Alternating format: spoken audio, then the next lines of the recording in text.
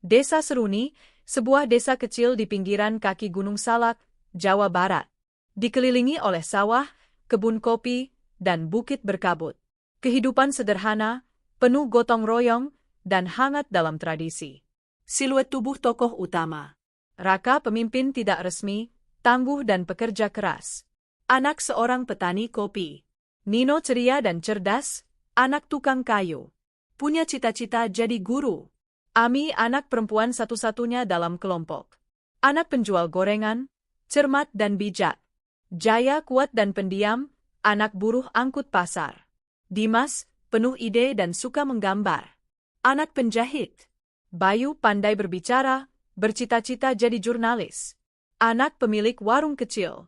Reno humoris, anak nelayan, meski tinggal di desa pegunungan karena pindahan. Seno pendiam dan religius, anak penjaga masjid desa. Tian rajin dan pekerja keras. Anak yatim yang tinggal bersama neneknya. Ardi paling kecil, tapi berani. Anak buruh tani. Langit sore desa Seruni tampak kelabu, seolah menyatu dengan gunung yang menggantung di kejauhan. Angin lembut meniup dedaunan pohon trembesi tua di tengah lapangan desa. Di bawahnya, 10 anak duduk melingkar.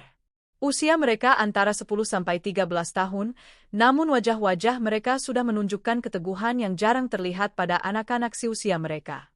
Hari itu adalah hari terakhir sebelum tahun ajaran baru. Mereka semua akan masuk SMP. Tidak semua dari mereka pasti bisa lanjut sekolah, dan mereka tahu itu. Raka, dengan kulit gelap terbakar matahari dan mata yang tajam, memandang satu persatu wajah sahabatnya. Besok kita mulai hidup baru.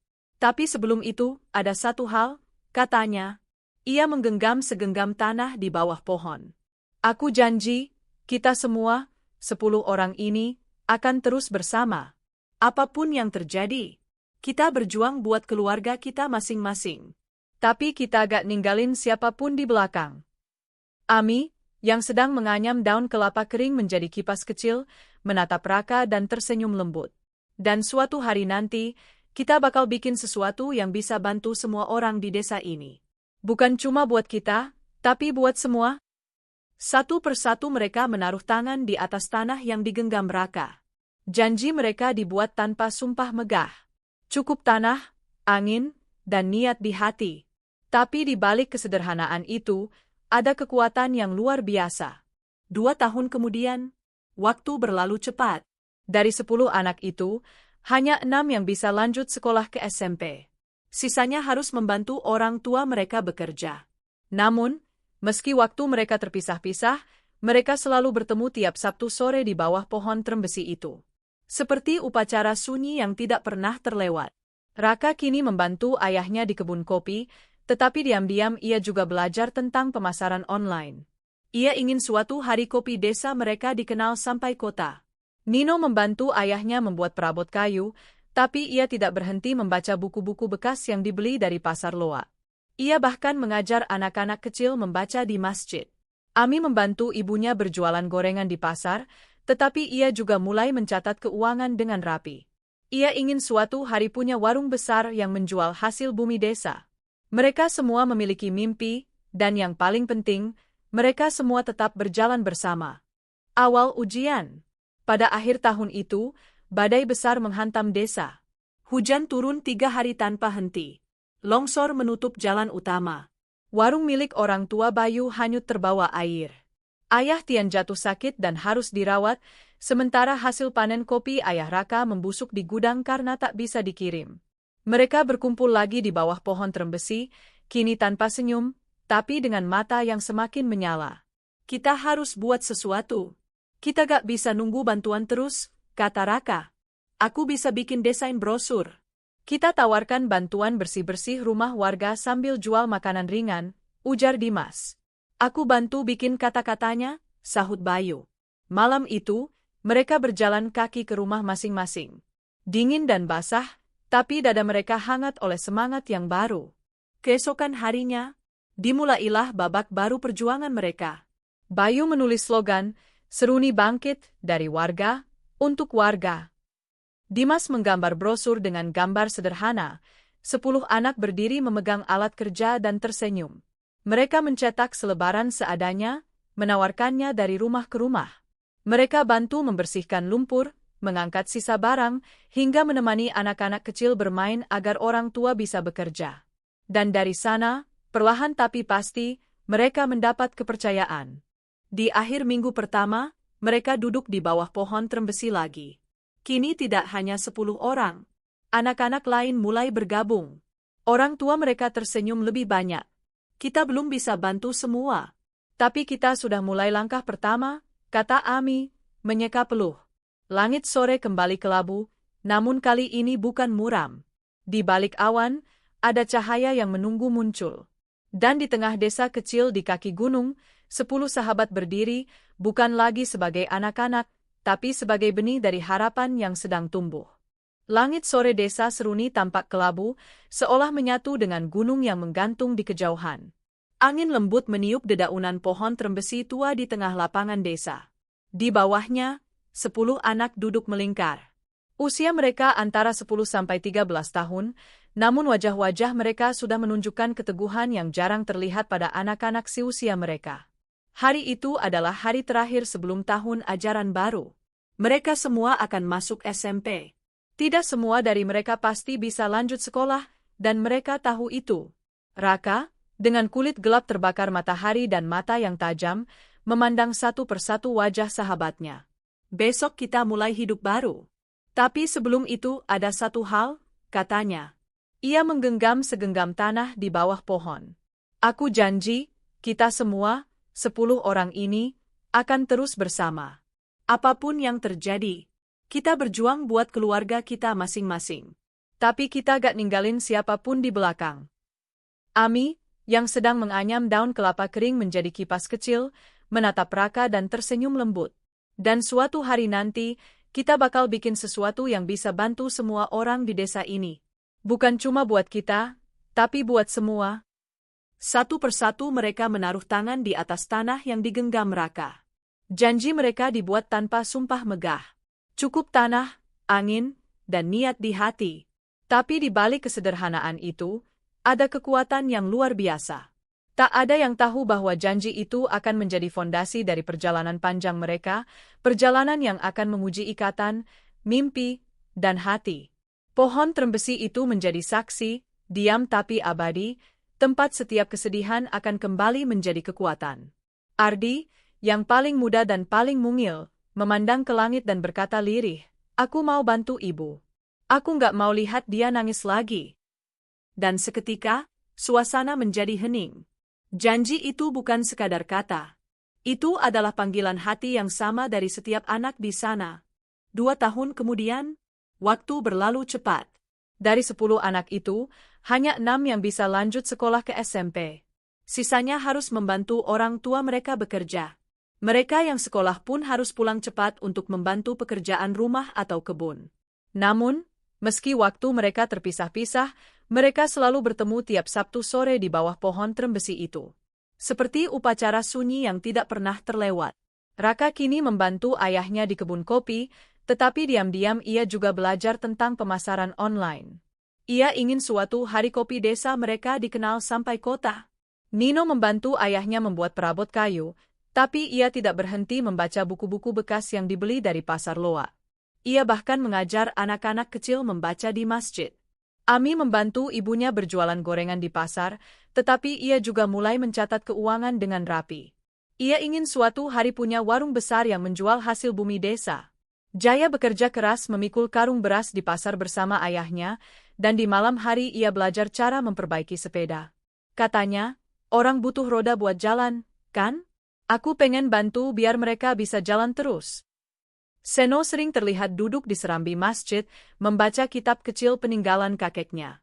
Tapi di balik diamnya, dia selalu memperhatikan semua temannya. Ia sering menjadi penyeimbang saat emosi mulai memanas. Awal ujian. Pada akhir tahun itu, badai besar menghantam desa. Hujan turun 3 hari tanpa henti. Longsor menutup jalan utama. Warung milik orang tua Bayu hanyut terbawa air. Ayah Tian jatuh sakit dan harus dirawat, sementara hasil panen kopi ayah Raka membusuk di gudang karena tak bisa dikirim. Mereka berkumpul lagi di bawah pohon trembesi, kini tanpa senyum, tapi dengan mata yang semakin menyala. Kita harus buat sesuatu. Kita gak bisa nunggu bantuan terus, kata Raka. Aku bisa bikin desain brosur. Kita tawarkan bantuan bersih-bersih rumah warga sambil jual makanan ringan, ujar Dimas. Aku bantu bikin kata-katanya, sahut Bayu. Ami mengusulkan sesuatu yang lebih gila. Bagaimana kalau kita bikin warung kecil keliling? Kita pinjam gerobak tua punya Pak Lek Jamal, jual kopi, pisang goreng, keliling desa sambil bawa tenaga buat bantu warga. Awalnya semua diam, lalu satu persatu mereka mengangguk. Reno langsung berteriak, kalau gerobaknya rusak, aku bisa betulin. Malam itu, mereka berjalan kaki ke rumah masing-masing. Dingin dan basah, tapi dada mereka hangat oleh semangat yang baru. Keesokan harinya, dimulailah babak baru perjuangan mereka. Bayu menulis slogan, Seruni bangkit, dari warga, untuk warga. Dimas menggambar brosur dengan gambar sederhana. 10 anak berdiri memegang alat kerja dan tersenyum. Mereka mencetak selebaran seadanya, menawarkannya dari rumah ke rumah. Mereka bantu membersihkan lumpur, mengangkat sisa barang, hingga menemani anak-anak kecil bermain agar orang tua bisa bekerja. Dan dari sana, perlahan tapi pasti, mereka mendapat kepercayaan. Warung keliling itu mereka sebut Gerobak 10.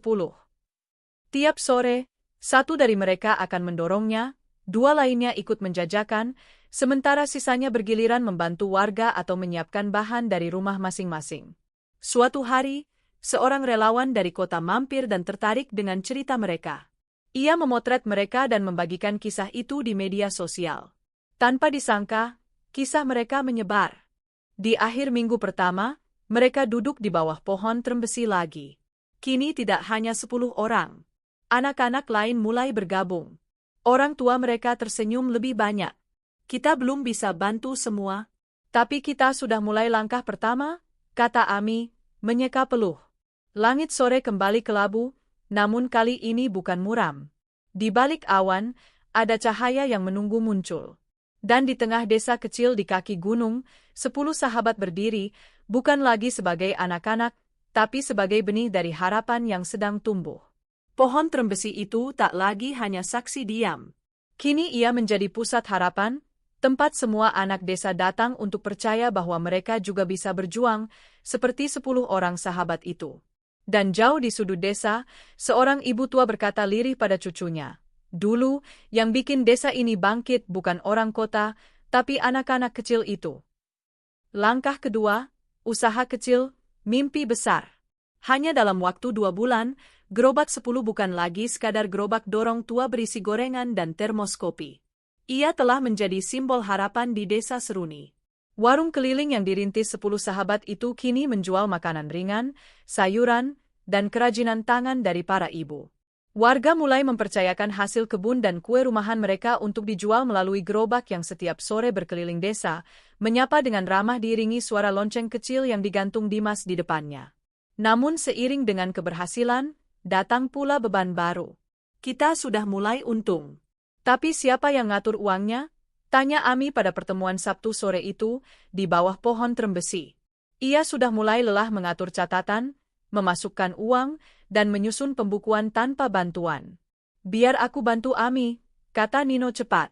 Tapi Seno, yang sedari tadi diam, berkata pelan, harusnya kita bagi tanggung jawab. Bukan tumpuk ke satu orang. Kita bisa bikin struktur. Raka menatap mereka. Kita mulai kayak organisasi kecil. Kita bentuk tim. Ada yang bagian keuangan, operasional, pemasaran, produksi. Semua mengangguk. Wajah-wajah mereka serius. Gerobak 10 bukan lagi mainan. Ini sudah jadi perjuangan nyata, dan mereka menyadari, mimpi besar butuh kedewasaan. Perubahan dan tantangan. Tian, yang biasanya tenang, tiba-tiba berdiri. Tapi aku mungkin gak bisa ikut setiap hari. Ayahku makin sakit, dan aku harus bantu jaga kebun dan adik. Hening sejenak. Raka menghampirinya dan menepuk bahunya. Tian, kamu bagian dari kita. Kamu gak harus selalu ada di depan. Tapi kamu tetap keluarga kita. Kami yang akan gantikan tugasmu sementara. Bayu menambahkan, jangan khawatir. Waktu kamu longgar, kamu bantu. Tapi jangan pernah ngerasa ditinggal. Sahabat sejati bukan tentang siapa yang selalu hadir setiap saat, tapi siapa yang selalu dihitung meski sedang tak ada. Itulah prinsip yang tak tertulis di antara mereka. Namun tak semua berjalan mulus. Muncul rasa iri. Suatu malam, Reno memandangi selembar uang Rp100.000 di tangannya. Ia baru saja menerima bagiannya dari keuntungan bulan ini. Tapi hatinya tak nyaman. Aku yang dorong gerobak hampir tiap hari, tapi bagiannya sama kayak yang jarang muncul, bisiknya pada Dimas, yang sedang membungkus pisang goreng. Ini bukan tentang siapa yang paling banyak kerja, nomor. Ini soal komitmen kita sebagai kelompok, jawab Dimas sambil tetap bekerja. Reno mendengus. Kalau gitu, lebih baik aku kerja sendiri aja. Ucapan itu menyebar cepat ke telinga sahabat lain. Sabtu sore itu, suasana di bawah pohon trembesi berubah tegang. Reno duduk bersedekap, menatap tanah. Yang lain diam, tak tahu harus berkata apa. Akhirnya, Seno bicara, kalau kamu ngerasa keberatan, kamu boleh istirahat. Tapi jangan bilang kamu mau pergi. Kita bukan perusahaan. Kita keluarga. Ami menatap Reno lembut, apa kamu masih ingat waktu rumahmu hampir kebanjiran? Kita semua yang bantu selamatin barang-barang ibumu. Air mata Reno mengalir pelan. Bukan karena marah, tapi karena rasa bersalah. Aku cuma capek, tapi kalian benar. Aku gak mau kehilangan kalian. Malam itu mereka saling berpelukan. Tak ada yang bicara lagi. Hanya angin dan gemerisik dedaunan trembesi yang menjadi saksi bahwa luka hati yang kecil bisa sembuh jika dirawat bersama. Mimpi membesar. Seminggu kemudian, Dimas membawa kejutan. Ia menunjukkan gambar digital brosur, gerobak 10, yang ia buat dari komputer sekolah. Ia berhasil menyelinap ke ruang lab dan belajar cara membuat desain sendiri. Kalau kita bisa buat akun di sosial media, lalu promosikan produk kita, mungkin ada pembeli dari luar desa, ujar Bayu bersemangat. Raka berpikir keras. Tapi siapa yang bisa upload? Sinyal di desa juga susah. Akhirnya mereka sepakat, setiap Sabtu, mereka akan naik sepeda ke kota kecamatan, menumpang wifi gratis dari warung makan langganan Dimas yang kenal pemiliknya. Mereka gantian memegang HP satu-satunya milik kakaknya Nino, mengunggah foto, membalas pesan, dan mulai mengenalkan desa Seruni ke dunia luar. Hari demi hari, mereka mulai menerima pesanan. Bukan banyak, tapi cukup untuk membuat mata mereka kembali berbinar. Tantangan dari orang tua. Tapi tak semua orang tua senang. Ibu Jaya khawatir anaknya terlalu lelah. Kamu kerja di pasar, bantu angkut karung, malamnya jualan. Kamu bukan mesin. Ayah Ardi berkata, kamu itu masih anak-anak. Jangan lupa sekolah. Ini bukan waktunya mikir dagang. Konflik mulai muncul dari luar. Raka akhirnya mengusulkan, mereka semua sepakat untuk tetap belajar dan bekerja seimbang. Jika nilai mereka turun atau kondisi tubuh tidak baik, mereka istirahat dulu dari kegiatan gerobak 10. Untuk meyakinkan para orang tua, mereka mengadakan pertemuan warga di lapangan kecil. Mereka menyajikan laporan keuangan, menunjukkan brosur, dan memperlihatkan hasil nyata. Tambahan penghasilan warga, gerobak bersih dan terawat, serta anak-anak yang tetap semangat sekolah. Seorang ibu menangis saat melihat anaknya membantu presentasi. Saya tidak pernah bayangkan, anak saya yang pemalu bisa bicara di depan umum seperti itu. Sore itu, mereka kembali ke pohon trembesi, kini dengan perasaan lega. Bukan karena semua masalah selesai, tapi karena mereka sudah belajar hal yang jauh lebih besar, bahwa mimpi tak bisa tumbuh tanpa rasa percaya, dan kepercayaan tak bisa hidup tanpa kejujuran dan pengertian. Kita udah ambil langkah kedua, kata Raka sambil menatap langit jingga yang mulai berubah menjadi malam. Tapi perjalanan kita masih panjang, balas Ami sambil tersenyum. Gerobak 10 kini bukan hanya milik 10 sahabat, ia milik seluruh desa Seruni. Dan pohon trembesi itu berdiri tegak, menjadi penanda bahwa di tempat ini, 10 anak kecil pernah berjanji dan perlahan-lahan menepatinya. Langkah ketiga, janji yang diuji. Angin pagi berembus lembut di desa Seruni. Gerobak 10 masih berdiri di bawah terpal tua di samping balai desa. Bau kopi dan gorengan menyambut matahari yang baru naik. Tapi pagi itu, tak ada senyum dari wajah Raka. Ia berdiri di depan papan pengumuman sekolah dengan tangan bergetar. Matanya tertuju pada satu nama yang tertulis dengan huruf besar, Raka Pratama lulus seleksi beasiswa sekolah asrama di kota Bandung. Sekilas, ini seharusnya menjadi kabar bahagia. Tapi justru perasaan campur aduk menyergap dada Raka. Ini adalah impian ayahnya. Melihat Raka menjadi orang berpendidikan, keluar dari belenggu hidup keras di kebun kopi. Tapi bagaimana dengan sahabat-sahabatnya? Bagaimana dengan janji di bawah pohon trembesi? Di sore yang sama, Raka berdiri di tengah lingkaran 10 sahabatnya. Di bawah pohon trembesi, tempat segala mimpi dan janji mereka dimulai. Aku diterima beasiswa di Bandung, katanya pelan. Tak ada yang langsung merespons. Ami menunduk. Dimas menggenggam tanah. Reno memejamkan mata. Bayu akhirnya berkata, "Itu bagus, Ra. Tapi kamu akan pergi?" 4 tahun, jawab Raka. Aku nggak yakin bisa pulang sering. Ini sekolah asrama. Suasana mendadak terasa berat, seperti langit yang akan hujan. Pohon trembesi tak bergoyang sedikit pun. Persimpangan pertama. Di antara mereka semua, Ami yang paling terpukul. Selama ini, ia dan Raka yang paling sering berdiskusi tentang masa depan Gerobak 10. Mereka bermimpi membuat koperasi desa, mengembangkan produk sampai kota. Aku tahu ini penting, Rat. Tapi kenapa rasanya kayak ditinggal? Bisik Ami saat mereka duduk berdua di bawah pohon. Raka menatap langit senja. Karena aku juga merasa begitu. Ami menangis, bukan karena marah, tapi karena tahu bahwa pilihan Raka benar, meskipun menyakitkan. Seno, yang biasanya diam, akhirnya bicara ke seluruh kelompok. Kita bikin janji bukan untuk mengekang, tapi untuk saling dorong. Kalau ini jalan terbaik Raka, kita harus dukung. Janji itu bukan rantai. Janji itu tali yang tetap terhubung walau kita jauh. Akhirnya, mereka semua memeluk Raka. Di antara air mata dan pelukan erat, mereka tahu satu hal. Kehilangan sementara bukan akhir, tapi bagian dari perjuangan. Bisnis di ujung tali. Kehilangan Raka sebagai pemimpin membawa dampak besar. Gerobak 10 berjalan lebih lambat. Ami mencoba mengambil peran Raka, tapi beban terlalu berat. Apalagi, ibunya mulai sakit-sakitan, membuatnya harus bolak-balik pasar dan rumah tanpa waktu istirahat. Tian, yang selama ini absen karena ayahnya sakit, mencoba kembali membantu. Namun karena lama tak aktif, ia kesulitan menyesuaikan. Beberapa dari mereka mulai kelelahan dan hubungan antar mereka menegang. Ami terlalu ngatur semuanya, keluh Reno. Kalau kamu bantu dari awal, kamu juga punya suara, balas Ami tajam. Konflik itu pecah di suatu malam saat mereka sedang mempersiapkan bahan jualan. Kata-kata terlontar. Suara meninggi. Dan akhirnya, Dimas membanting termos air dan berkata, "Sudah. Kalau kita kayak gini terus, lebih baik kita bubar." Semua terdiam.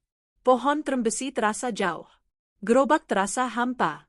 Mereka lupa bahwa perjuangan mereka lebih dari sekadar jualan. Kehilangan kedua. Di tengah kekacauan itu, datang kabar buruk. Ayah Ardi terkena stroke. Ardi yang selama ini jarang bicara, kini menangis di teras rumahnya. Ia harus berhenti sekolah dan mengambil alih pekerjaan rumah tangga. Mendengar kabar itu, Ami langsung mengajak teman-temannya datang. Ini bukan soal gerobak. Ini soal kita sebagai sahabat.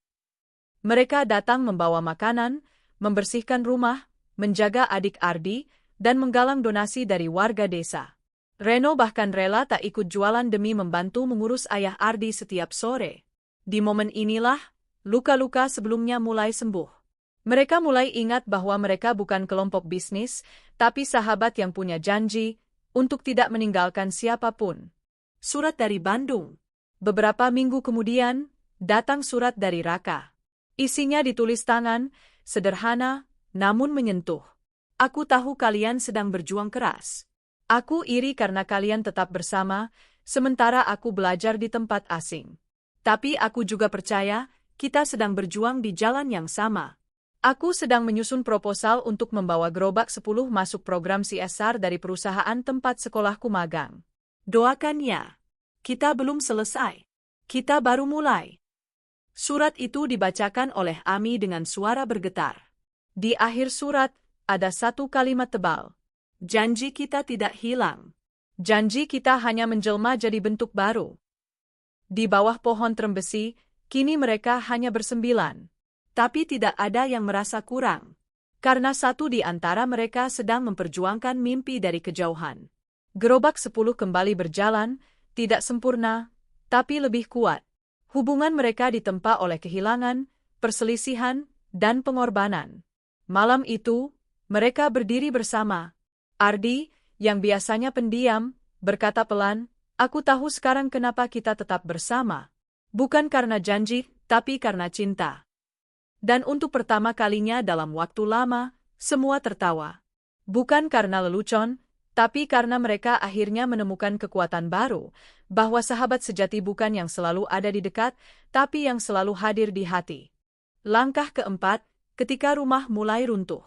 Musim hujan datang lebih awal di desa Seruni. Langit kelabu menggantung sejak pagi, membuat tanah basah dan udara terasa muram. Gerobak 10 kini disimpan di sebuah gudang kecil di samping balai desa. Dulu gerobak itu ditaruh di rumah Nino, tapi hari itu, semua berubah. "Nin, kamu kenapa gak bilang lebih awal?" tanya Dimas sambil memegang bahu Nino yang basah kuyup. Nino menunduk. Di tangannya, masih tergenggam erat surat pemberitahuan dari kecamatan, rumahnya akan digusur dalam 7 hari karena pembangunan jalan desa. Aku kira bisa ditunda. Tapi pagi ini alat berat udah datang, jawab Nino dengan suara nyaris tak terdengar. Ayah Nino, seorang tukang kayu yang kehilangan banyak pelanggan karena toko bangunan baru di kota, hanya bisa pasrah. Ibunya menangis sepanjang pagi. Barang-barang sudah dimasukkan ke karung-karung dan ditumpuk di pinggir jalan. Tak ada yang tahu mereka akan tinggal di mana malam ini. Tanpa banyak bicara, ke-9 sahabat lain langsung bergerak. Ami meminjam tikar dari balai desa. Ardi dan Reno meminjam mobil bak tetangga. Mereka mengevakuasi semua barang ke musola lama yang tak dipakai. Malam itu, Nino dan keluarganya tidur di sana. Tak sendiri, tapi bersama cinta yang diam-diam melindunginya. Kehilangan tak pernah sendirian. Seminggu setelah penggusuran rumah Nino, duka lain datang. Tian kehilangan ibunya. Sakit yang diderita ibunya sejak lama ternyata lebih parah dari yang mereka kira. Tian yang selama ini selalu terlihat kuat, runtuh di depan nisan sederhana yang baru saja ditutup tanah merah. Tak ada kata-kata yang cukup untuk menggambarkan kesedihan itu. Mereka semua datang. Ami memeluk Tian erat. Reno yang biasanya keras kepala, meneteskan air mata diam-diam di balik masker hitamnya. Dimas menggenggam tangan Tian sepanjang malam tanpa berkata sepatah pun. Di bawah pohon trembesi, Tian akhirnya bicara, "Aku pikir hidup ini adil. Kalau kita baik, Tuhan pasti baik." Tapi ternyata gak sesederhana itu. Seno menatap Tian pelan, "Tapi lihat kamu sekarang. Kamu berdiri. Walau goyah, kamu berdiri. Itu bukti kamu kuat." Sejak hari itu, Tian tinggal bersama bibinya. Meski hidup lebih sempit, ia tetap ikut mengelola gerobak 10. Kini ia lebih sering diam, namun semua bisa merasakan, Tian sudah berubah. Lebih tegar, lebih dalam, dan lebih sadar bahwa hidup tidak akan menunggu siapapun. Tawaran menggoda. Di tengah badai kesedihan itu, datang satu kabar mengejutkan. Ami menerima email dari seorang pengusaha muda asal Jakarta yang melihat akun Instagram mereka. Ia tertarik untuk bekerja sama dan menawarkan dana investasi sebesar 50 juta rupiah untuk membuka gerai permanen gerobak 10 di kota. "Ini bisa jadi lompatan besar," kata Ami sambil menunjukkan email itu ke yang lain. "Kita bisa punya toko beneran. Bisa jual lebih banyak. Bisa bantu lebih banyak warga." Mata Reno berbinar. 50 juta. Kita bisa upgrade alat, beli motor, bayar iklan. Namun Bayu terlihat ragu. Tapi dia minta kita ganti nama dan kendali usaha akan ada di dia. Kita hanya akan jadi tim produksi. Diskusi berlangsung sengit. Ada yang pro, ada yang kontra. Ami mulai goyah. Reno dan Ardi ingin cepat-cepat naik level. Tapi Dimas, Tian, dan Bayu bertahan dengan prinsip awal, gerobak 10 adalah milik bersama, bukan milik investor. Sampai akhirnya, mereka memutuskan memanggil Raka melalui panggilan video. Meskipun koneksi buruk, suara Raka terdengar tegas, "Kalau uang bisa bikin kalian pecah, lebih baik kita miskin tapi utuh. Jangan tukar jati diri kita dengan harga. Semua terdiam. Dan akhirnya, mereka sepakat menolak tawaran investor. Angkit dari runtuhan. Setelah keputusan itu, semangat mereka justru meningkat. Mereka kembali menghidupkan pelatihan kerajinan untuk ibu-ibu desa, memperluas produk dengan menjual minuman herbal dan kue basah. Ami dan Tian membuka kelas sore untuk anak-anak yang tertinggal pelajaran. Nino, yang kini tinggal di rumah kecil milik pamannya, mulai membuat desain-desain logo untuk label kemasan produk. Ia menyumbang ide baru, kenapa gak kita ajak desa sebelah ikut kerja sama? Kita bisa bentuk jaringan. Gerobak 10 tak lagi sekadar bisnis. Ia telah menjadi gerakan. Gerakan kecil dari desa kecil, tapi dengan hati besar. Meski rumah mereka runtuh, keluarga mereka justru semakin kokoh. Malam itu, di bawah pohon trembesi, mereka membuat keputusan penting. Mereka akan bentuk koperasi resmi. Bukan sekadar gerobak dorong, tapi sistem ekonomi gotong royong yang bisa diwariskan. Langit malam desa seruni penuh bintang. Pohon trembesi bersuara pelan tertiup angin. Di bawahnya, 9 sahabat duduk bersila mengelilingi selembar kertas berisi rencana pendirian koperasi. Ada banyak yang berubah, kata Ami. Tapi inti dari kita gak pernah hilang. Gerobak boleh berubah bentuk, lanjut Tian. Tapi kita tetap satu tim. Satu janji. Reno tertawa, kita gagal dapat 50 juta. Tapi kita dapat sesuatu yang gak bisa dibeli, kita masih lengkap. Kita masih percaya. Dan di kejauhan, suara motor terdengar mendekat. Seseorang turun dengan tas besar di punggung. Wajahnya lelah, tapi matanya berbinar. Raka, teriak mereka hampir bersamaan. Raka tersenyum, aku dapat libur seminggu. Kalian kira aku mau ketinggalan semua ini? Malam itu, tak ada rencana yang lebih indah dari sekadar saling bertukar cerita, tertawa, dan membuktikan bahwa rumah bukan tempat tinggal, rumah adalah orang-orang yang mencintaimu saat kamu kehilangan segalanya. Langkah kelima, menjadi dewasa, haruskah berpisah? Angin musim kemarau membawa debu halus ke jalan-jalan desa seruni. Hari itu, langit tampak jernih, namun tidak dengan pikiran ke-10 sahabat itu. Hari-hari setelah kepulangan Raka berubah menjadi masa refleksi besar-besaran. Semua orang tersenyum saat bersama, tapi jauh di dalam hati masing-masing, ada pertanyaan yang tak bisa dijawab. Apakah kita masih bisa berjalan bersama ketika arah hidup mulai berbeda? Bayu, yang selama ini banyak membantu Ami dengan logistik gerobak 10, mendapat kabar bahwa ibunya ingin ia kembali ke kota dan bekerja di toko kelontong milik paman. Masa depanmu bukan di desa, begitu kata ibunya. Di sisi lain, Dimas mulai serius menulis. Ia diterima sebagai finalis lomba penulisan tingkat nasional. Jika menang, ia akan mendapat beasiswa menulis di Jogja selama 1 tahun. Sementara itu, Ami mulai menyimpan perasaan pada seseorang yang tak pernah ia kira, Raka. Perasaan itu tumbuh perlahan. Dari obrolan larut malam saat menata kas keuangan gerobak 10, dari tawa kecil saat Raka salah memasak, dari tatapan mata yang tidak sengaja bertemu di bawah cahaya redup. Tapi Ami menyadari, cinta adalah risiko besar, terutama jika menyangkut 10 orang yang ingin tetap utuh. Dan yang paling berat, Tian. Ia mulai merasa lelah. Lelah karena harus terus kuat setelah ibunya tiada. Lelah harus terus jadi tulang punggung keluarga. Di suatu malam, ia menulis surat yang ia simpan dalam kotak kecil di bawah kasurnya. Andai aku boleh egois, aku ingin pergi. Tapi siapa yang jaga semua ini kalau bukan aku?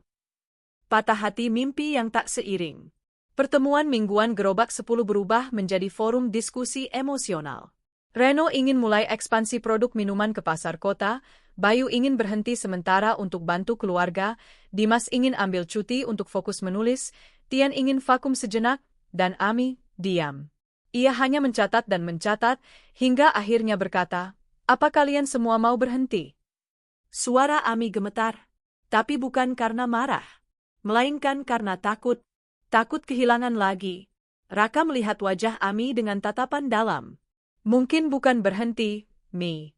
Mungkin kita cuma mulai jalan masing-masing. Bukankah itu memang bagian dari menjadi dewasa? Jadi, kita harus pisah? Tanya Nino lirih. Tak ada yang menjawab. Sunyi. Hanya suara jangkrik malam yang terdengar. Cinta yang tak disengaja. Hubungan Ami dan Raka kian dekat. Namun Ami memutuskan menyimpan semuanya rapat-rapat. Di tengah kerumitan dan perpecahan arah, ia merasa cinta bukan solusi, bahkan bisa menjadi masalah baru. Tapi perasaan bukan sesuatu yang bisa disuruh diam. Di suatu senja, Raka menemani Ami membeli bahan makanan di pasar. Di tengah keramaian, Raka berkata, "Kalau aku bilang aku gak mau pergi lagi, kamu senang gak?" Ami berhenti melangkah. Menatap wajah Raka. "Kenapa kamu bilang gitu?" tanyanya pelan. "Karena aku takut kehilangan tempatku di sini." "Takut kehilangan kamu?" Ami menggigit bibirnya, menahan rasa yang ingin meluap. Tapi ia hanya berkata, "Kalau kamu bertahan, jangan karena aku. Tapi karena kamu yakin, tempatmu memang di sini." Mereka berdua terdiam. Tapi mata mereka berbicara lebih banyak daripada kata-kata. Penyesuaian, bukan perpisahan. Minggu itu, semua merasa berada di persimpangan. Tapi satu persatu, mereka mulai mencari jalan tengah. Bayu memutuskan akan bolak-balik kota desa seminggu sekali. Dimas tetap ikut kegiatan gerobak, tapi hanya di akhir pekan. Tian tetap menjadi anggota, namun dengan tugas lebih fleksibel. Mereka membentuk struktur baru, Gerobak 10 Hybrid. Seno mengusulkan pembagian tim, ada tim produksi, tim digital, dan tim pemasaran. Mereka tidak harus selalu hadir fisik, tapi tetap terlibat sesuai kemampuan. "Aku bisa buat desain kemasan dari rumah," kata Nino. "Aku bisa handle akun media sosial dari ponsel," tambah Reno. Dengan sistem ini, mereka tidak harus selalu bersama secara fisik. Tapi visi dan misi tetap satu. Gerobak 10 bukan lagi sekadar jualan makanan, tapi sebuah sistem pemberdayaan desa yang fleksibel dan inklusif. Paket sebuah kiriman untuk masa depan. Beberapa hari kemudian, sebuah paket datang ke rumah Ami. Tanpa pengirim. Di dalamnya, ada 10 kotak kecil, masing-masing bertuliskan nama mereka. Isinya, miniatur gerobak 10 dari kayu, dengan cap kecil bertuliskan, "Untuk setiap langkah yang tak searah, kita tetap satu tujuan." Tak ada yang tahu siapa yang mengirim. Tapi mereka semua tahu, itu berasal dari salah satu mereka. Mungkin Raka. Mungkin Dimas. Mungkin Tian. Tapi yang jelas, pesan itu membuat mereka menangis bersama saat membacanya di bawah pohon trembesi. Senja kembali datang di desa Seruni.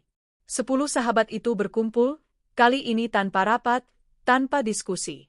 Hanya duduk diam, memandang matahari yang perlahan tenggelam. Raka duduk di samping Ami. Tian bersandar di pohon. Dimas membaca puisi dari bukunya. "Kita mungkin akan berubah," kata Seno. "Tapi selama kita masih saling percaya, perubahan bukan perpisahan. Dan kalaupun kita harus pisah nanti," lanjut Ami, "setidaknya kita pernah membangun sesuatu yang utuh dan jujur." Di tengah senja, mereka berpelukan. Tak ada yang tahu masa depan. Tapi malam itu, mereka percaya bahwa dewasa bukan soal berjalan sendiri, tapi soal tetap ingat siapa yang dulu berjalan bersamamu. Langkah ke-6, luka yang tak terlihat. Langit pagi di desa Seruni cerah, tapi tidak dengan hati Tian. Ia duduk diam di beranda rumah bibinya, memandang jauh ke arah ladang yang mulai menguning. Tangannya memegang ponsel, terbuka pada pesan-pesan dari grup Gerobak 10, namun belum ia balas satupun. Sudah 2 minggu Tian tak hadir dalam kegiatan apapun. Awalnya mereka berpikir Tian hanya sedang sibuk. Tapi ketika Ardi mencoba menemuinya langsung, Tian hanya membuka pintu sebentar lalu berkata lirih, "Maaf, gue lagi gak bisa." Semenjak ibunya meninggal dan tanggung jawab rumah tangga menumpuk, Tian mulai menarik diri. Ia tetap menjalani hidup, tapi bukan dengan semangat yang dulu. Sekarang, ia hanya bertahan.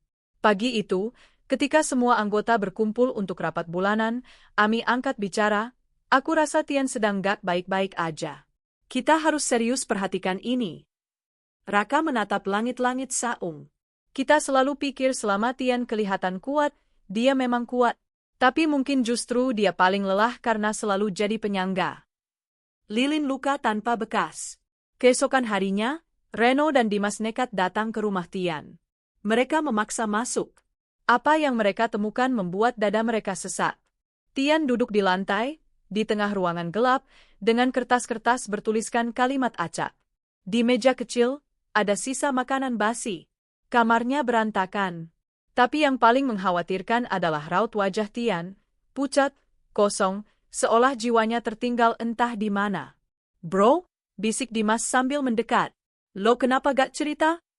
Tian tertawa kecil, getir. "Cerita ke siapa? Kita semua sibuk jadi kuat." "Gak ada ruang buat ngeluh, Dim." Reno duduk di lantai, bersandar di dinding. Air matanya mengalir diam-diam. "Lo salah. Kita bukan cuma teman bisnis. Kita keluarga. Kalau lo jatuh, kita yang harus tangkap." Kata yang sering diabaikan, depresi.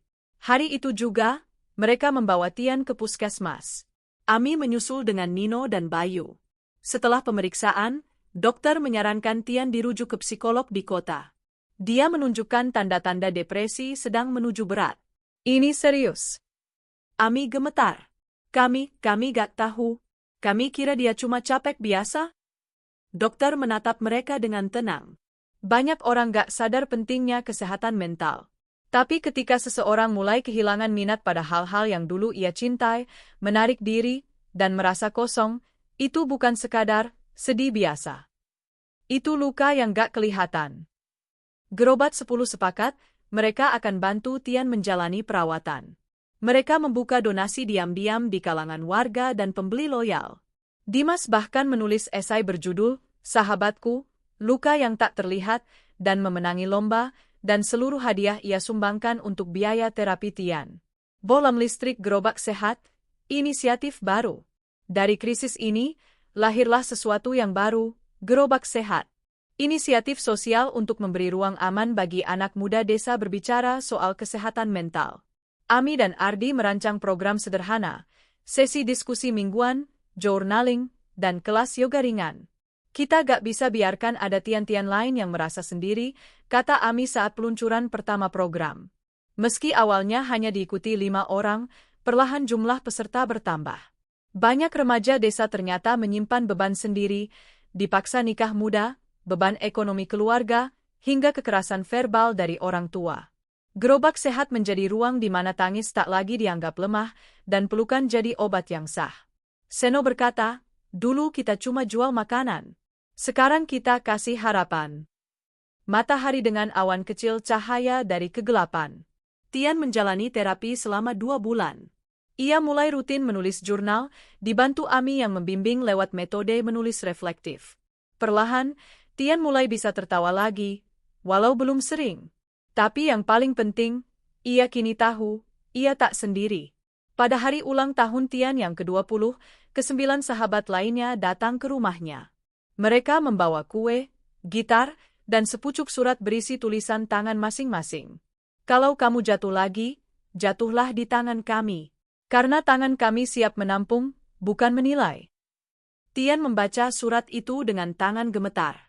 Air matanya jatuh, tapi kali ini bukan karena hancur, melainkan karena akhirnya, ia percaya. Ia dicintai. Senja turun perlahan di desa Seruni. Gerobak 10 berdiri di halaman balai desa, kali ini tak sekadar berjualan.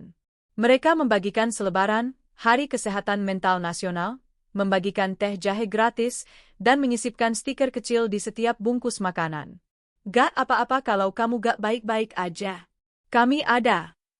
Raka duduk berdampingan dengan Tian, memandang anak-anak kecil bermain di lapangan. Tian tersenyum kecil, "Dulu aku kira aku harus kuat terus biar gak ngecewain kalian." "Kami lebih takut kehilangan kamu daripada kecewa," jawab Raka tenang. Di kejauhan, Dimas memainkan gitar. Ami menyusun kembali buku catatan gerobak sehat. Bayu dan Ardi membagikan nasi bungkus. Seno menyiapkan kamera, dan Reno mengatur sound system kecil. Malam itu, mereka tidak hanya menyembuhkan 1 orang, tapi mulai menyembuhkan sebuah generasi. Karena dari luka Tian, mereka belajar bahwa cinta tak hanya soal hadir saat tawa, tapi lebih-lebih saat air mata. Langkah ke-7. Surat dari masa depan. Hujan turun deras di desa Seruni malam itu. Petir sesekali menggelegar di kejauhan, membuat suara rintik hujan terdengar semakin dalam. Ami sedang membereskan rak buku kecil di gudang sekolah yang kini menjadi markas Gerobak 10. Di sela-sela tumpukan arsip lama, ia menemukan sebuah kotak kayu kecil berdebu. Di dalamnya, beberapa foto usang, 2 buah CD, dan 1 amplop coklat bertuliskan, "Untuk kami, 10 tahun mendatang."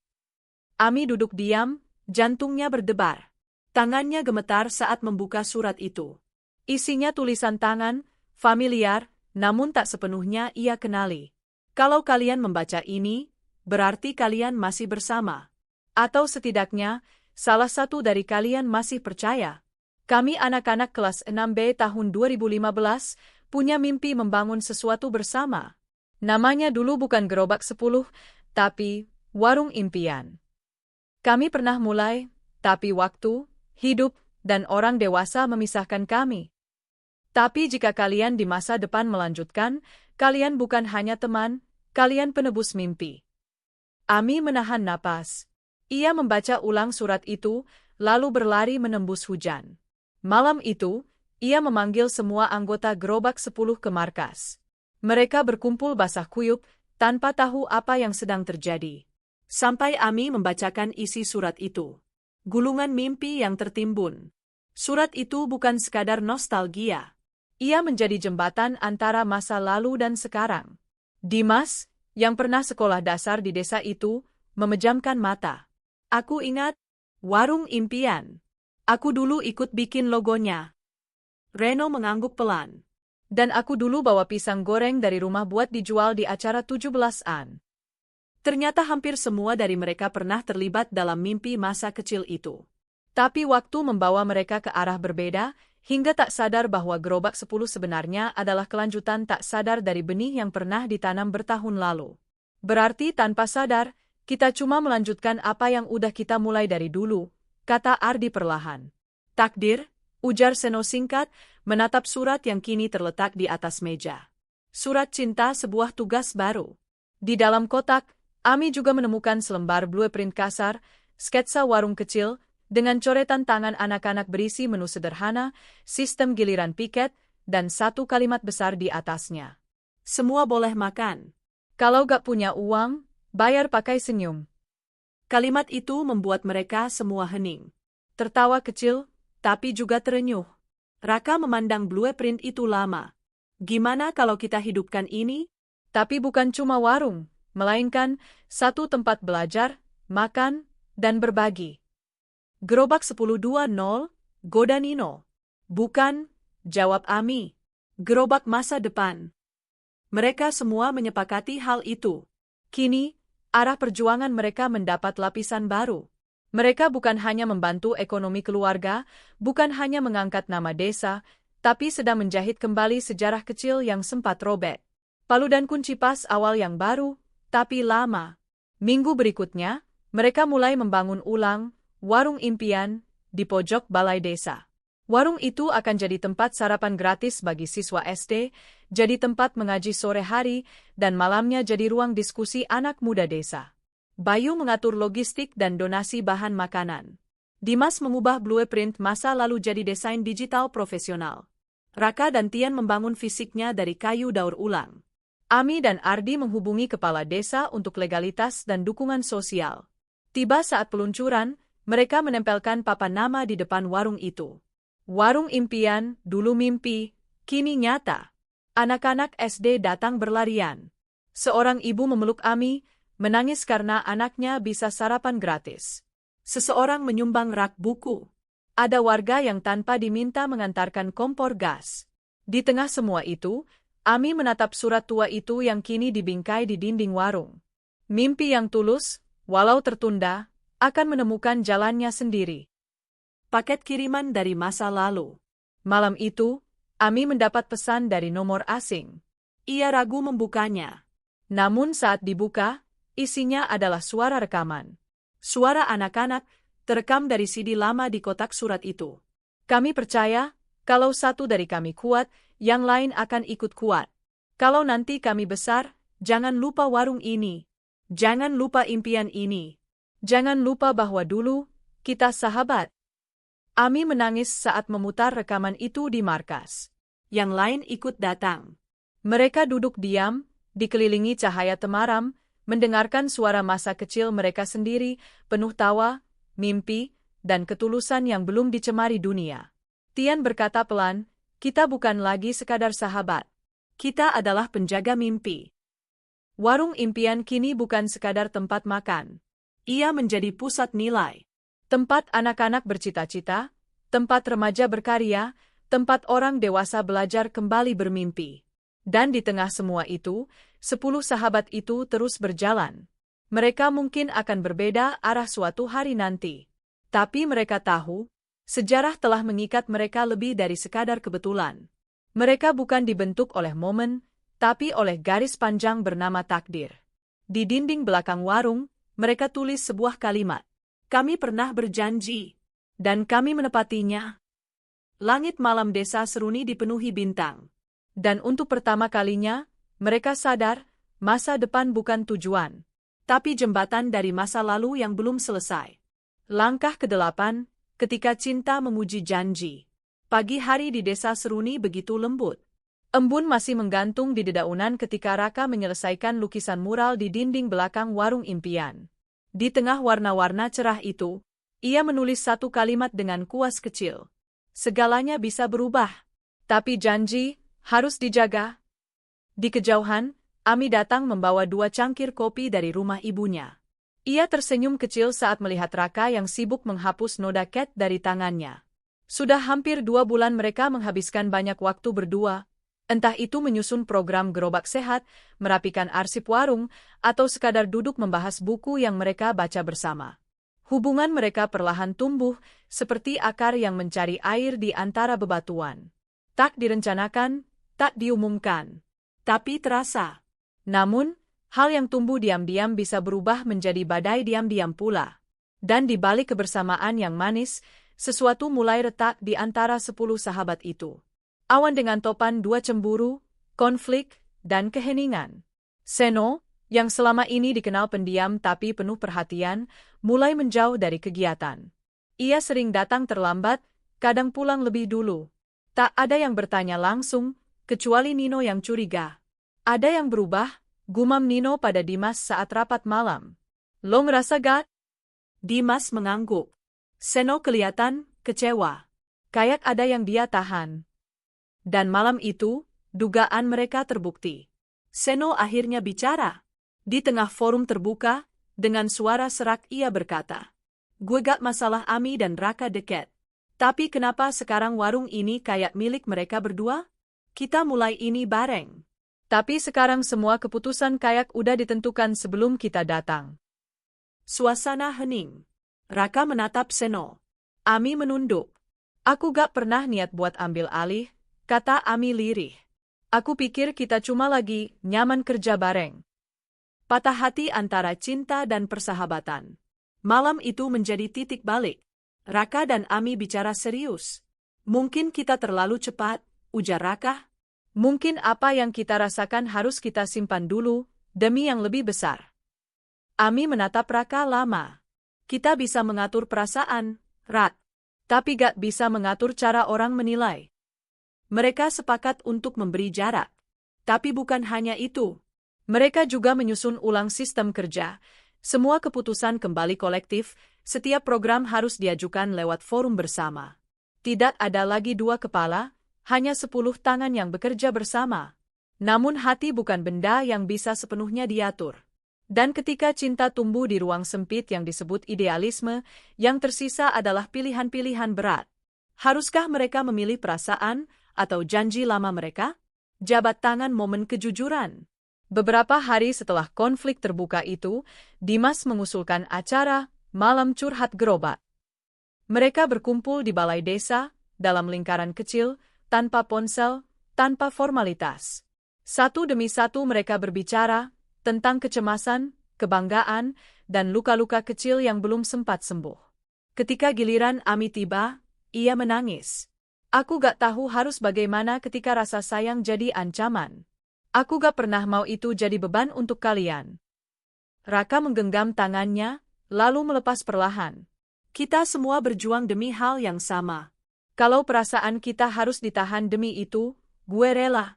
Karena kalian semua rumah gue. Seno menunduk, lalu berkata, maaf, bukan maksud gue bikin semua orang gak nyaman. Gue cuma takut kita gak lagi jadi 10. Dan malam itu, mereka kembali. Bukan ke titik semula, tapi ke tempat yang lebih dewasa.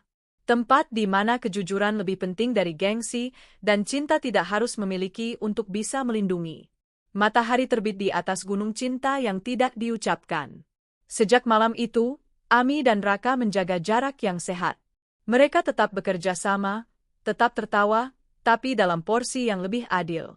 Mereka mulai menyalurkan cinta itu pada hal lain, pada anak-anak yang makan di warung impian, pada program baru yang mereka buat, dan pada janji bahwa apapun yang terjadi, mereka tetap satu. Cinta mereka tidak padam. Tapi mereka memilih untuk menyalakan obor yang lebih besar, persahabatan. Di halaman belakang warung, Seno menggambar ulang logo Gerobak 10 yang mulai pudar. Di sampingnya, Ami menanam bunga matahari. Sementara itu, Raka mengajarkan anak-anak menggambar di teras. Mereka tak lagi bicara soal cinta. Tapi mereka tahu, cinta itu tetap ada, bukan sebagai milik dua orang, tapi sebagai napas dalam setiap langkah mereka. Warung impian tetap berdiri, semakin hidup, semakin ramai. Dan di balik senyum para pelanggan, ada perjuangan yang tidak terlihat, perjuangan menjaga hal yang rapuh tapi berarti. Gerobak 10 bukan sekadar proyek sosial. Ia adalah laboratorium jiwa, tempat mereka belajar menjadi manusia seutuhnya. Belajar bahwa kadang, menjaga yang bersama lebih sulit daripada mendapatkan apa yang kita inginkan. Dan ketika cinta diuji oleh janji, mereka memilih janji. Langkah ke-9, ketika satu harus pergi. Hari itu, pagi di desa Seruni terasa biasa. Tapi di dalam dada Tian, hari itu terasa luar biasa, dan berat. Ia baru saja membuka email yang membuatnya mematung selama 5 menit. Sebuah pesan dari Universitas Nagoya, Jepang, menyatakan bahwa ia diterima sebagai penerima penuh beasiswa teknik sipil dan perencanaan wilayah. Kesempatan yang selama ini hanya jadi doa diam-diam kini hadir di layar ponselnya, lengkap dengan tanggal keberangkatan, 3 minggu lagi. Tian bukan orang yang mudah menangis. Tapi pagi itu, ia hanya bisa duduk di teras rumahnya, memandangi jalan tanah yang menuju warung impian. Jalan yang dulu mereka perbaiki bersama, tempat ia pertama kali percaya bahwa sesuatu yang kecil bisa berarti besar. Ia tahu, mimpinya akan segera terbang. Tapi apakah hatinya siap meninggalkan orang-orang yang telah menjadi tanah tempat mimpi itu tumbuh? Ransel sekolah berita yang menggetarkan. Sore itu, Tian mengumpulkan seluruh anggota Gerobak 10 di halaman belakang warung. Dengan suara pelan dan datar, ia menyampaikan kabar itu. Aku dapat beasiswa ke Jepang. Berangkat akhir bulan ini. Tak ada tepuk tangan. Tak ada sorak bahagia. Yang terdengar hanya helaan napas panjang dari Ami. Raka menunduk. Seno menatap Tian dalam-dalam, Dimas menghela napas sambil menepuk bahu Tian pelan. Kenapa lo baru bilang sekarang? Tanya Bayu. Aku gak yakin bisa bilang lebih cepat. Gak yakin kalian siap. Gak yakin, aku siap. Hening yang panjang. Tapi tidak ada yang menyalahkan. Mereka semua tahu, mimpi kadang meminta harga mahal. Dan harga itu, kali ini, adalah kehilangan satu di antara mereka. Jembatan di malam hari antara pergi dan bertahan. Selama hari-hari berikutnya, Tian tetap ikut kegiatan Gerobak 10. Ia bahkan lebih aktif dari biasanya, membantu perbaikan atap warung, menyusun program pelatihan komputer untuk anak desa, dan merancang sistem keuangan baru berbasis aplikasi sederhana. Apa ini cara lo pamit pelan-pelan? Goda Nino, setengah bercanda, setengah menahan emosi. Tian hanya tersenyum. Aku pengen ninggalin semuanya dalam kondisi terbaik. Ami, yang paling berat menerima kenyataan itu, sempat mengajak Tian bicara berdua di dekat sawah. Kalau kamu pergi, apa gerobak ini tetap jalan? Kalau aku gak pergi, aku mengkhianati mimpiku. Tapi kalau aku pergi, aku takut mengkhianati kalian. Pergilah, Tian. Tapi jangan lupa pulang. Mereka berdua menangis. Bukan karena lemah, tapi karena kuat menahan perpisahan yang tak bisa dicegah. Paket hari-hari terakhir. Hari-hari menjelang keberangkatan Tian berubah menjadi momen-momen kecil yang tak terlupakan. Anak-anak yang biasanya belajar coding dengannya membuat video perpisahan. Ibu-ibu penggerak warung membuat tumpeng sebagai bentuk terima kasih. Raka dan Dimas mencetak kaos bertuliskan 10, 1, 9. Tapi tetap utuh. Malam terakhir, mereka mengadakan api unggun di lapangan desa. Satu persatu menceritakan kenangan bersama Tian. Dari pertama kali Tian ngajarin anak-anak buat main robot mini, sampai bagaimana ia mengatasi konflik internal saat program gerobak sehat hampir gagal. Ketika tiba giliran Tian bicara, ia berdiri dengan mata yang berkaca-kaca. Gue pernah takut gak punya tempat buat pulang. Tapi gerobak 10 nunjukin bahwa rumah bukan soal tembok, tapi tentang orang-orang yang tetap percaya pada lo, bahkan saat lo jauh. Gue gak pergi untuk pergi. Gue pergi untuk kembali, bawa lebih banyak hal buat desa ini. Malam itu, pelukan mereka terasa lebih lama dari biasanya. Langit desa Seruni begitu cerah, seolah memberi restu pada perpisahan yang tulus ini. Pesawat 2 hari keberangkatan. Bandara Soekarno-Hatta pagi itu dipenuhi pelukan dan tangis pelan. Tian mengenakan jaket biru tua, dengan stiker gerobak 10 kecil di bagian dada. Ia membawa satu koper besar dan satu ransel yang penuh dengan buku-buku sumbangan anak-anak desa. Sebelum masuk ke ruang keberangkatan, Tian menyerahkan sebuah buku catatan pada Raka. Catatan lapangan gerobak 10. Aku tulis semuanya. Buat kalian terusin. Raka memeluk Tian erat. Lo bakal balik, kan? Balik bukan pilihan. Balik itu janji. Pesawat Tian lepas landas di bawah langit mendung. Tapi di dalam hati ke-9 sahabat lainnya, langit mereka justru sedang dipenuhi cahaya, cahaya pengorbanan, dan kepercayaan bahwa mimpi yang benar tidak memisahkan, hanya memperluas. Gerobak 10 kini berjalan dengan formasi baru, 9 sahabat, 1 ruang kosong yang tetap dijaga. Mereka tak mengganti peran Tian. Sebaliknya, mereka menyisakan 1 kursi kosong di setiap rapat, 1 ruang dalam hati untuk seseorang yang sedang berjalan di jalan mimpi yang lebih jauh. Warung impian kini punya dinding baru, yang dihiasi kutipan dari Tian. Jangan pernah takut untuk pergi jauh. Takutlah kalau kamu lupa alasan kamu memulai. Mereka tahu, kisah mereka belum selesai. Tapi mereka juga tahu, kehilangan yang sementara bisa memperkuat yang abadi. Karena bagi mereka, persahabatan bukan tentang selalu bersama, tapi tentang tetap satu, meski berjalan di tempat berbeda. Langkah ke-10, ketika janji diuji waktu. 5 tahun berlalu. Desa Seruni sudah jauh berbeda dari saat 10 pemuda itu pertama kali menyalakan mimpi. Jalan utama kini beraspal rapi, perpustakaan mini di dekat warung impian selalu ramai, dan sebuah plang kayu besar berdiri di pinggir lapangan. Gerobak 10, ruang ide, rumah perubahan. Namun, meski tempat itu tetap hidup, satu hal perlahan mulai terasa, waktu telah mengubah banyak hal. Ami kini menjadi penggerak perempuan desa, mengelola program ekonomi mandiri untuk para ibu. Raka bekerja di sebuah lingkungan, sering berpindah kota. Seno mendirikan studio desain kecil yang berfokus pada arsitektur desa berkelanjutan. Bayu menikah dengan gadis desa sebelah dan kini membuka bengkel sepeda motor. Dan Tian? Ia masih di Jepang, sekarang menjadi asisten dosen, jarang pulang. Koneksi mereka, meski tetap dijaga, mulai berjarak. Grup pesan yang dulu aktif tiap hari kini hanya ramai saat ada kabar besar. Dan kabar besar itu datang ketika Desa Seruni mendapat undangan Lomba Desa Nasional. Rumah dengan taman reuni tak direncanakan. Pemerintah daerah memilih Desa Seruni untuk mewakili kabupaten dalam ajang Desa Inspiratif Nasional.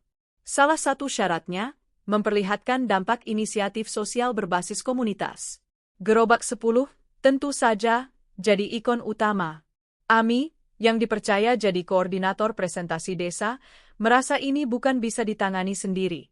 Aku gak bisa tampil tanpa kalian, katanya lirih saat voice note dikirim ke grup. Satu persatu membalas. Raka, gue pulang.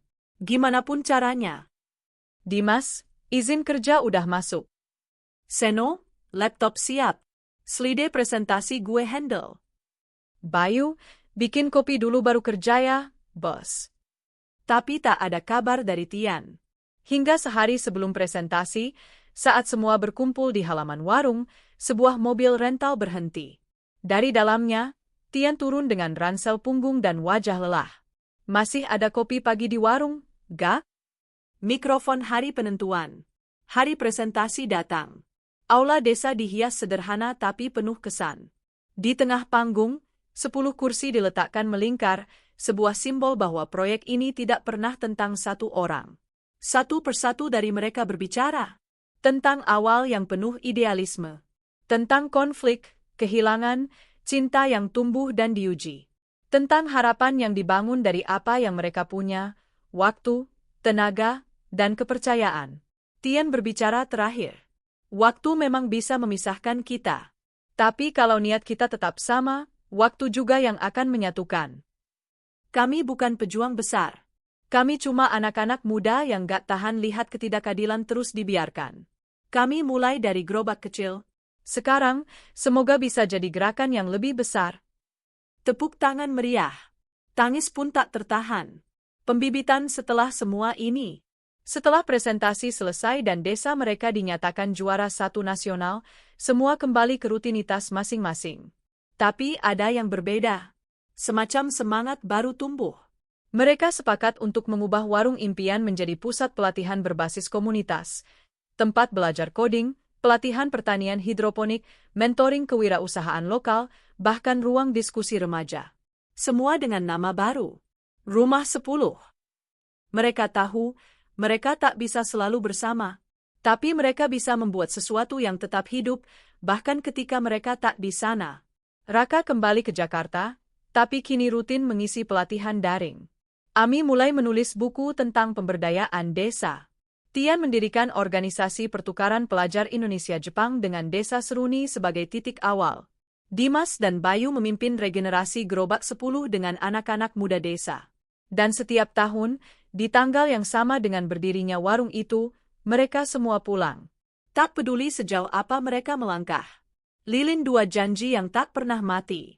Pada malam ulang tahun kelima Gerobak 10, desa mengadakan syukuran. Di tengah acara, sebuah video dokumenter diputar. Suara Ami terdengar sebagai narator. Kami dulu hanya 10 orang biasa.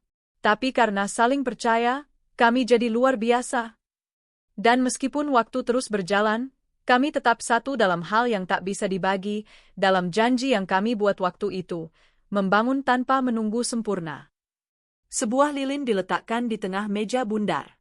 Satu persatu menyalakannya, seperti dulu ketika mereka memulai semua ini. Anak-anak desa kini melihat mereka bukan sebagai kakak relawan lagi, tapi sebagai teladan nyata bahwa mimpi bisa diwujudkan, bahkan dari desa kecil yang dulunya hanya jadi titik kecil di peta. Gerobak 10 bukan hanya warung.